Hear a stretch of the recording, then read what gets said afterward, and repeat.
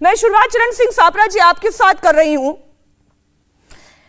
क्या ED, CBI, IT पर आप लोग आरोप लगा लगाकर अपना पल्ला झाड़ते रहेंगे या फिर जांच भी होने देंगे? नहीं, बिल्कुल ईडी जो है वो अपनी जांच कर रही है। हम तो इस सरकार के खिलाफ नारे लगा रहे हैं। मैं तो ये कहना चाहूंगा, जब जब जुल्मी जुल्म करेगा सत्ता के गलियारों से, चप्पा चप्पा गूंज उठेगा इनकिलाब के नारों से। ये वही दौर हम देख रहे हैं मीनाक्षी जी। नहीं सापरा जी, आपने बड़ी अच्छी पंक्तियां कही, तो दो पंक्तियां जरा मेरी भी सुन लीजिए। जो तुमको हो पसंद वही बात करेंगे, आप दिन को कहो रात तो हम रात कहेंगे।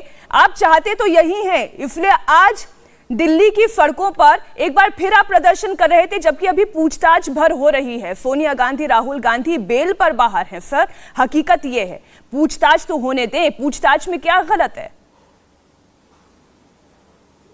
बिल्कुल मीनाक्षी जी, मैं आपका उत्तर देता हूं। मैं यही कहने जा रहा था कि जिस तरह से अंग्रेज नेशनल हेराल्ड के खिलाफ थे, ठीक उसी तरह से भारतीय जनता पार्टी भी चाहती है कि नेशनल हेराल्ड जो है ये कांग्रेस का अखबार बंद हो जाए। और हो क्या रहा है, पिछले 10 साल से ये केस चल रहा है और ईडी ही तहकीकात कर रही है 10 वर्षों से। और क्या मिला इसमें? कोई सबूत 10 वर्षों में इनको मिला नहीं है।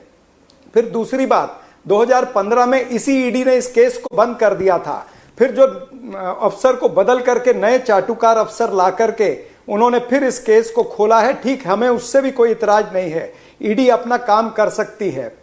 लेकिन जब 10 वर्षों से आपको कोई सबूत नहीं मिल रहा है, जब मनी लॉन्ड्रिंग का कोई केस, कोई उदाहरण इसमें नहीं आ रहा है, ना तो कोई शेयर बेचा है, ना कोई प्रॉपर्टी बेची है, ना कोई डिविडेंड लिया है, ना कोई तनख्वाह ली है, कोई सैलरी विड्रॉ की है, तो फिर मनी लॉन्ड्रिंग है कहां? प्रॉपर्टी एजीएल की थी तो वो एजीएल के पास हमेशा तक रहेगी, ऐसा उसमें लिखा हुआ है। यंग इंडिया जो है वो कंपनीज एक्ट 25 में रजिस्टर्ड है, जहां पर कोई सैलरी विड्रॉ नहीं हो सकती, कोई डिविडेंड नहीं ले सकते हैं। तो इस तरह की कंपनी जो नॉन प्रॉफिट कंपनी है, उस कंपनी को विवाद में ला करके भारतीय जनता पार्टी मात्र कांग्रेस पार्टी का और कांग्रेस पार्टी के नेताओं का चरित्र हनन करना चाहती है। ये ठीक उसी तरह के केस है। मैं आपको याद दिलाना चाहता हूं कि 2013 में इन्होंने कोयला घोटाले पर कितनी बड़ी बड़ी बातें की थी। इन्होंने 2G 3G के घोटाले पर 1,76,000 करोड़ की बात इन्होंने कही थी।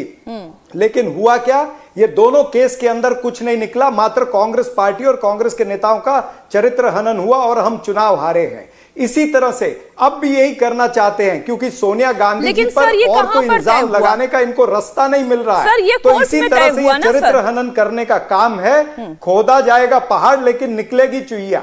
ठीक है प्रेम शुक्ला जी, आप इस पर जवाब दीजिएगा। लेकिन सर, ये तय कहां पर होगा? ये तय सड़क पर होगा, ये तय चरण सिंह सापरा करेंगे, ये तय राहुल गांधी करेंगे, प्रियंका गांधी वाड्रा करेंगे, या फिर कोर्ट करेगी? जरा इस बात का आप जवाब दें संक्षेप में, फिर मैं प्रेम शुक्ला जी आपके पास आ रही हूं।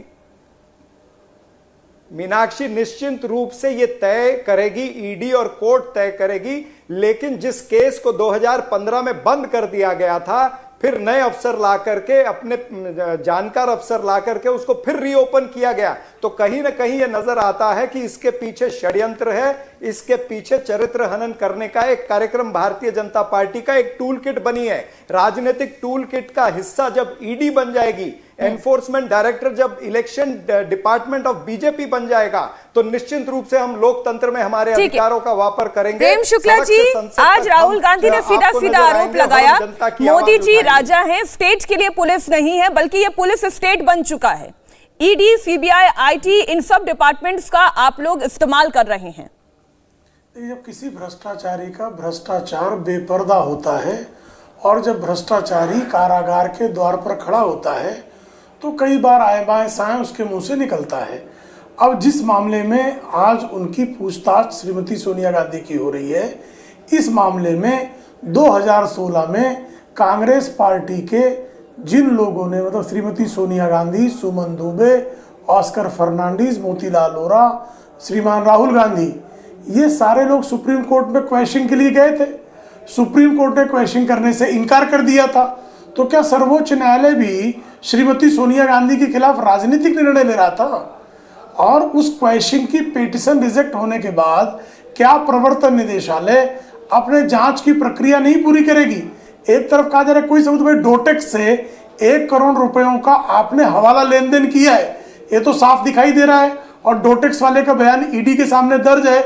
बारंबार इनकम टैक्स ने पूछा कि आप कहते हैं कि एजेएल ने कांग्रेस पार्टी को 90 करोड़ रुपए दिए, तो साहब वो 90 करोड़ रुपए कांग्रेस ने जो एजेएल को दिए, वो 90 करोड़ रुपए चेक से दिए, कैश दिया, पे ऑर्डर दिया, कैसे दिए, जरा सबूत दीजिए।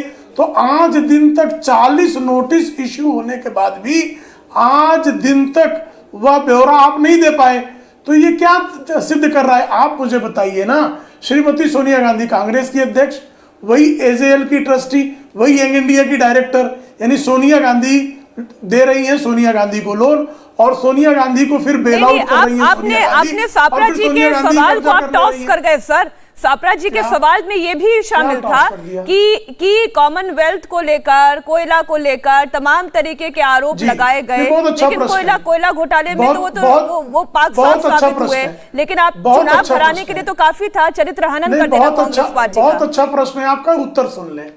आप मुझे बताइए, कोयला घोटाले की जांच किसके कार्यकाल में हुई? 2G घोटाले की जांच किसके कार्यकाल में हुई?